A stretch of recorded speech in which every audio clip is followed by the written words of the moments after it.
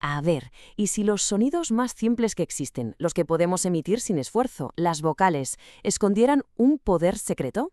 Pues bien, hoy vamos a meternos de lleno justo en eso, en un lenguaje oculto que, según algunos, puede cambiarlo todo. Aunque pueda sonar a ciencia ficción para muchísimas tradiciones esotéricas a lo largo de la historia, la respuesta era un sí, pero un sí rotundo.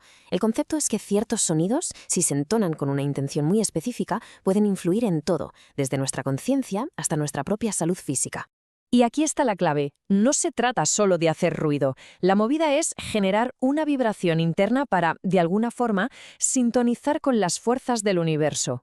Místicos de todas las épocas vieron en las vocales la herramienta más pura, la más directa para lograr esta conexión.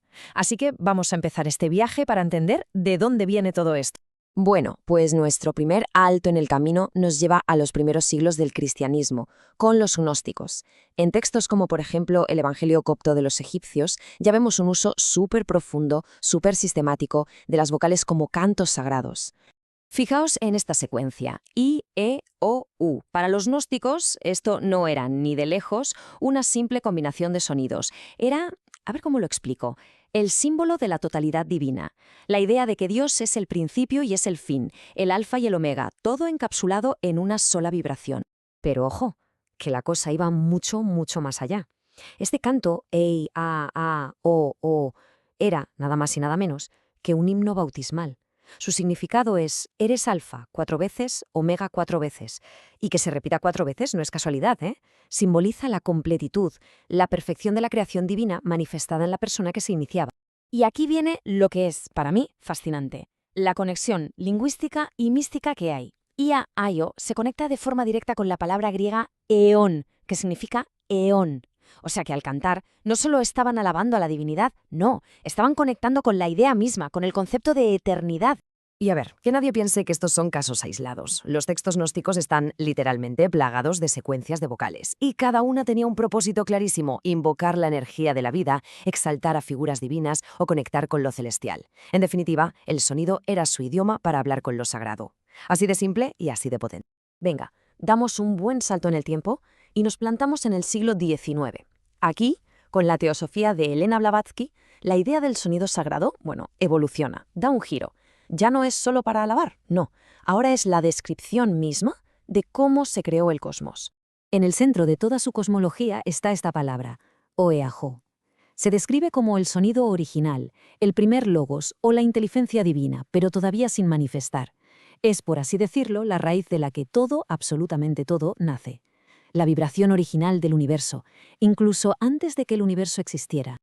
Pero, ojo, que aquí hay un matiz que es clave. Por un lado, Oeao es la causa, sí, pero es potencial, estática. Y por otro, su permutación, Oi-Ahau, que significa torbellino, ya es la fuerza en acción, el movimiento cósmico eterno que le da forma a todo.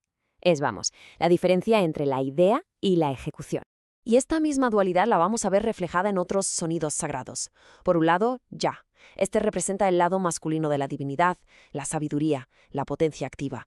Y por otro, Houwa, que es el aspecto femenino, Eva, la tierra, la naturaleza que crea. ¿Y juntos qué forman? Pues el ser andrógino original, el todo. Vale, dejamos atrás la filosofía cósmica, que es muy densa, y nos metemos en un sistema mucho más, digamos, práctico. Para los rosacruces, el sonido no solo crea universos, no, también armoniza y sana nuestro propio cuerpo, nuestro pequeño microcosmos. Y su enfoque era, increíblemente detallado. De locos. Crearon todo un sistema que relacionaba mantras específicos con glándulas, con centros energéticos e incluso con los días de la semana. Cada sonido tenía su función súper precisa: buscar la unidad, equilibrar energías o purificar la mente. Y esto se ve muy bien en ejercicios prácticos, como por ejemplo la vocalización de la secuencia I, E, O, U, A, que se usaba para hacer vibrar todo el cuerpo, desde la cabeza hasta los pies. La meta era literalmente hacer hablar al microcosmos, o sea, alinear y poner en marcha todo nuestro ser a través de la vibración consciente.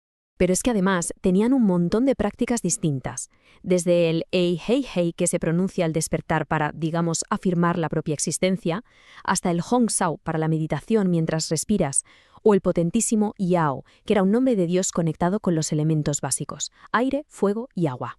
Y todo esto nos lleva ya sí a un contexto más moderno. A principios del siglo XX, místicos como Jorge Adom hicieron muy popular el uso de estos sonidos, pero con un enfoque súper directo en la sanación, tanto física como energética. Y esta afirmación que vamos a ver es de verdad sorprendente. Adum defendía que si vocalizabas la palabra INRI, pero alargando cada sonido, podías dirigir el flujo de la sangre a la cabeza y quitarte un dolor de cabeza. Una migraña. De repente el concepto esotérico se convierte en algo súper tangible, ¿no? Casi como una receta médica. De hecho, es que su sistema era prácticamente una farmacia de sonido.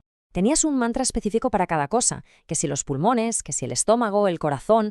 La idea era que la vibración correcta podía, de alguna manera, restaurar el equilibrio que se había perdido en ese órgano. Pero bueno, que no todo era curar cosas físicas. Había mantras como Araritá que no buscaban quitarte un dolor, sino afirmar una verdad mística mucho más profunda, la unidad de todo lo que existe, esa conexión indivisible entre lo divino y el ser. Era, en esencia, un recordatorio sonoro de que todo es uno. Entonces, después de todo este recorrido, ¿qué nos queda? ¿Cuál es el hilo que une a los gnósticos, a los teósofos, a los místicos modernos? Pues mirad, el punto clave es este. Todas estas tradiciones, con todas sus diferencias, comparten una creencia que es fundamental. Y es que el sonido, sobre todo las vocales, no es solo para comunicarse, es una herramienta, es una llave que puede abrir puertas a la conciencia, al cosmos y a nuestro propio potencial. Y claro, todo esto nos deja con una última reflexión. Si toda esta gente, si todas estas tradiciones antiguas tenían, aunque solo fuera una pizca de razón, ¿qué poder estamos ignorando en nuestra propia voz? ¿Qué potencial de armonía, de conexión o incluso de sanación yace dormido en los sonidos que emitimos cada día sin darles ninguna importancia? La respuesta, quién sabe, a lo mejor está ahí, esperando simplemente a que la vocalicemos.